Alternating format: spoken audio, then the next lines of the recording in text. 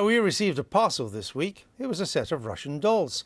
The biggest was Vladimir Putin. Inside him was Donald Trump, then Mike Flynn, then Jeff Sessions. Inside him was some green stuff that glowed in the dark.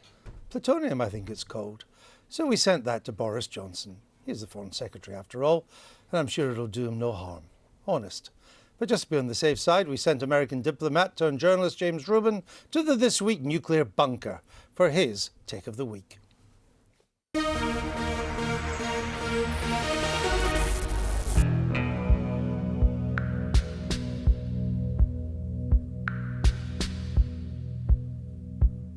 Long before President Trump took office, it felt like world events were spinning out of control. War raging in country after country in the Middle East. Millions of refugees fleeing Syria. And countries in the heart of Europe being invaded, occupied, and annexed.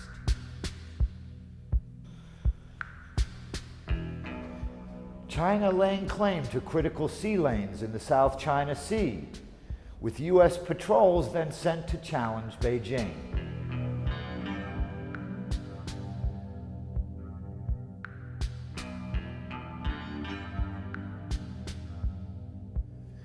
Now we have Donald Trump.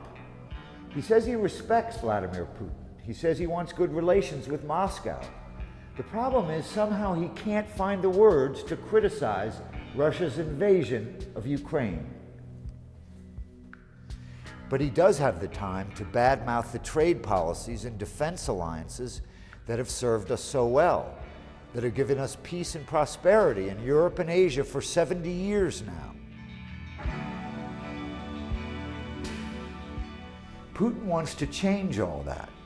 That's why he sponsors extremists for elections here in Europe, so he can weaken the West. The White House should be stopping him, not creating a crisis of confidence that will only end up helping him.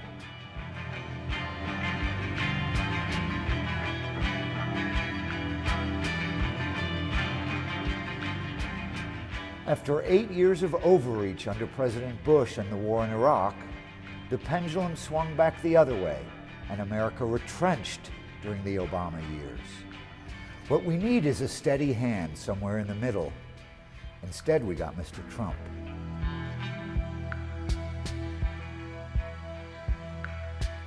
$50 billion more for defense is not the answer. We need a new president to inspire, to restore confidence, not to alienate our allies.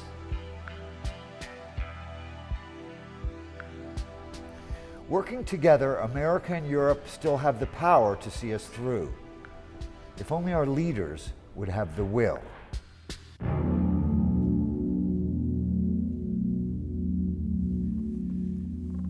And thanks to Bunker 51 in Greenwich for releasing Jamie Rubin in time for the show. He's with me now. Welcome back. Thank you. Now, you said that the White House should be stopping Putin.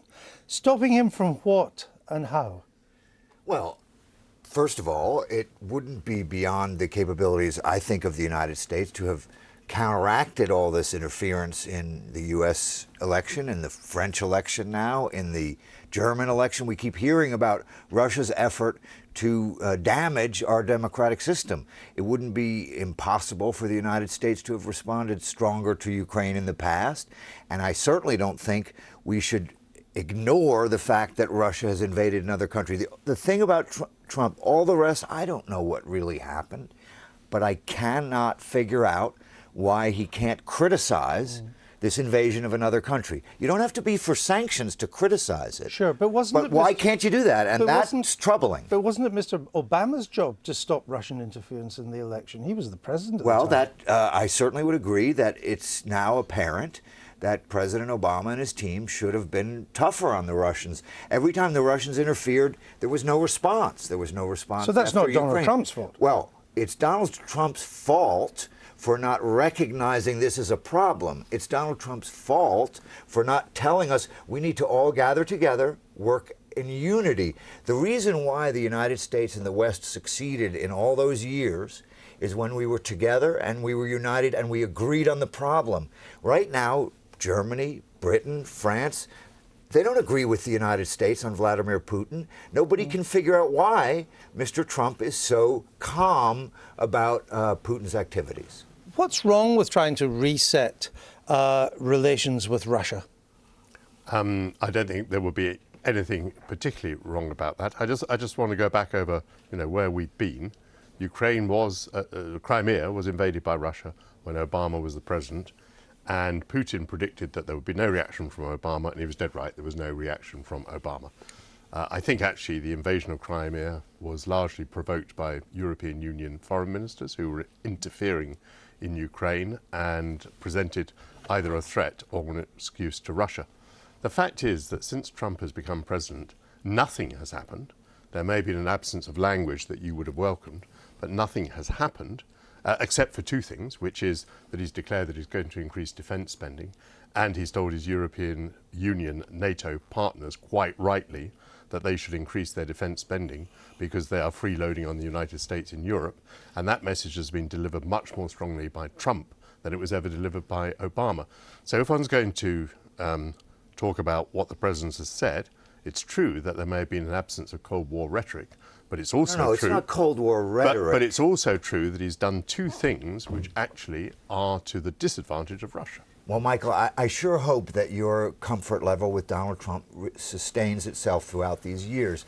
But you dismiss as Cold War rhetoric the idea that the President of the United States should declare with vigor and determination that a country in Europe should not invade its neighbor and annex a portion of it. That's still going on right now, Michael. It's not just something that happened years ago. There's a war in Ukraine. You may have missed it. What can America do about that? Well, he can declare that it's a problem. The fact that he can't criticize the Russian invasion of Ukraine is what's troubling me. The things you said are fine. Yeah. I have no trouble with increasing defense. But to dismiss that as Cold War rhetoric, you don't understand. Let me just say one thing. No. No. I need to hear Can from Liz.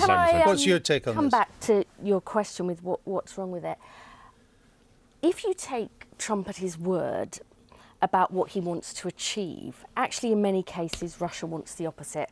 Trump says he wants to defeat so-called Islamic State. In Syria, Russia has actually been not fighting Islamic State, it's been fighting the rebels against Assad. Trump wants to contain China. Russia is too weak politically, economically, militarily to do that, and actually wants to boost trade with China because of its struggling economy. And also another objective might be to kind of confront Iran. And again, all the evidence is that Russia is working with Iran in the Middle East. Russia's primary objective is to divide and undermine the confidence of the West. And ultimately, that'll be bad for Trump. So the truth is, his strategic objectives, even as he set them, won't be achieved by cozying up to Putin. But does Mr. Trump thinks that Russia is largely Europe's problem? It's a regional issue. He sees China now as the threat to US interests. He thinks Europe should sort out Russia. It's their problem. Well, I don't know that he's made that judgment, but I would disagree on the following grounds. Russia's behavior in the last few years is a problem for the world. When a great power decides to throw away 50 years of policy and invade their neighbor and annex a piece of it, whether you think Crimea should have been Russians or not, the last great power to do that, we all know, was Germany. Okay, so it's a problem. It's not maybe the end of the world, but to not identify it as a problem, that's where my problem is. But he thinks Trump. It's Europe's problem. No, but it's the world's problem. The basic rule to not invade your neighbor and annex part of it is the basic rule of international relations. If you don't accept that, we've got big problems. Then you go to Syria and Iran. If it hadn't been for Russia working with Iran, the Assad regime would never be where it is today. That's bad for the whole world to stand by and watch Syria do what it did, and for the United States to cede the Middle East to the Russians. We're going to be sorry someday. So, look, it's not a regional problem. When Russia interferes with our election, with your elections, yours, European elections. None of this happened on Trump's watch. No, it's happening today. It's happening every day. Crimea didn't happen. Ukraine didn't happen. The election didn't happen. Interference in Germany and France is happening today. Russian policy in Syria is happening today. Russian planes are interfering with NATO officials across northern Europe today, and we may have an incident in the Baltics tomorrow. For you to dismiss this as ancient history, I think is not serious. But no, I'm not dismissing it as ancient history. I just can't believe that the man who supported President Obama for the last 8 years, and remember, President Obama has only just left office, can come here and, via us, lecture President Trump. And what his You're talking about me? Yeah, I'm talking about you. You haven't been listening to me. I have been listening to you. Michael, let me be as clear as I can. You just declared me the man who was Obama's supporter for 8 years. I said in the piece, and I hope you were paying attention, I said that George Bush overreached through the invasion of Iraq. And then I said that President Obama underreached and retrenched in the United States, and that what we need is somewhere in the middle. So please don't dismiss me as an Obama lover who's suddenly criticizing Trump. Listen to what I said on the tape. I think Donald Trump is bad for us because we need somebody in the middle. We don't want to overreach. We don't want to underreach. We should just be the leader that the world needs right now. Well, I have a feeling that Trump may turn out to be exactly what you I hope so. desire, which is something in the middle. And certainly the two things that he's said, which I've already alluded to, the extra spending and telling NATO to get its act together, would push us in that direction. I mean, the Americans think it's time Europe paid more for its own defence. As Secretary of Defence Mattis said, you can't expect Americans to care more about the future of European children than the Europeans do. Well, I've been, a strong supporter of Britain and the other NATO countries paying what they have promised to pay. I think that's absolutely right. Mrs. Merkel says she's not going to reach 2% until 2024. Well, even though she runs a massive budget surplus and a massive balance of payments. I think if you make a commitment as part of NATO or any organisation, you should meet it. But what I don't think will help make the world safer is to kind of engage in as his announcements this week, in some kind of unnecessarily and quite frankly dangerous nuclear arms race.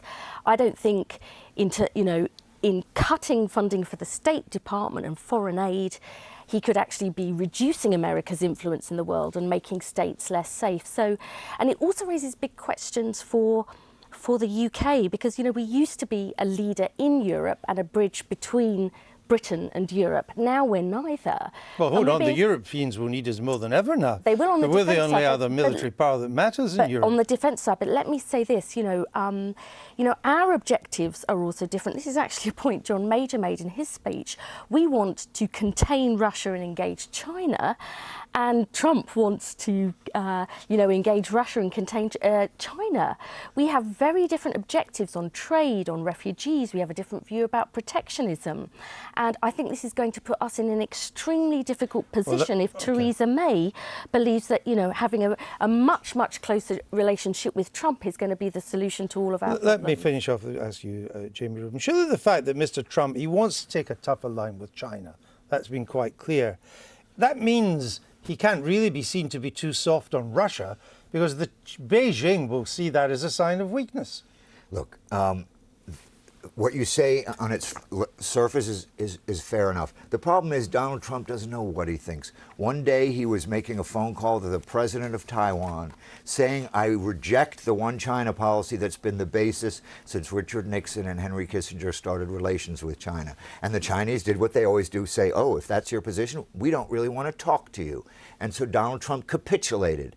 And he had to agree to the one China policy before the president of China would even get on the phone with him. This is amateur hour in the extreme. And you can find all the silver linings you want, but when an amateur takes over in the White House at a time when American leadership is so important, after 8 years of going one way and 8 years of going the other, it's a real danger for the world. That's what I'm worried about. Okay. Amateur hour at the White House. Jamie Rubin, thank you. Thank you.